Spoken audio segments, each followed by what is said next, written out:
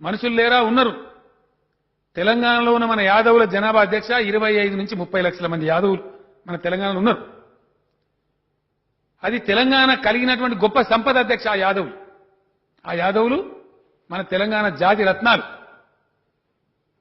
ఎందుకంటున్నా మాట అంటే అధ్యక్ష, అది ఎంత గొప్ప రిసోర్స్ అంటే ఆ గొర్రెల పెంపకం వాళ్ళకు వెన్నతో పెట్టిన విద్య, వాళ్ళ రక్తంలో వచ్చినటువంటి హెరిడిటరీలో వారసత్వంలో వచ్చిన విద్య.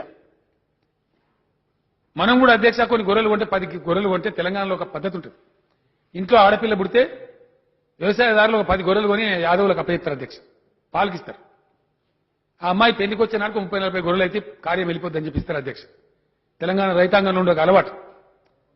ఆ రైతు పోయి మళ్ళీ నా గొర్రె చూపెట్టమంటే 300 గొర్రెలకి ఆ రైతు గొర్రెనే తెచ్చి చూపెడతాడు అధ్యక్ష.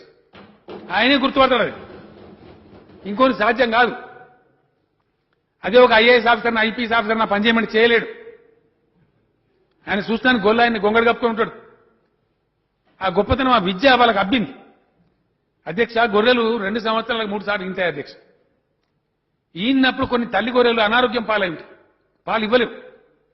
అది ఆ గొర్రెని గుర్తుపడతారు అధ్యక్ష, ఇంకొంత కాదు. ఏ గొర్రె అయితే ఆరోగ్యంగా ఉందో దాన్ని తీసుకుపోయి పిల్లల్ని తీసుకుపోయి పాలు చిక్కిస్తారు అధ్యక్ష.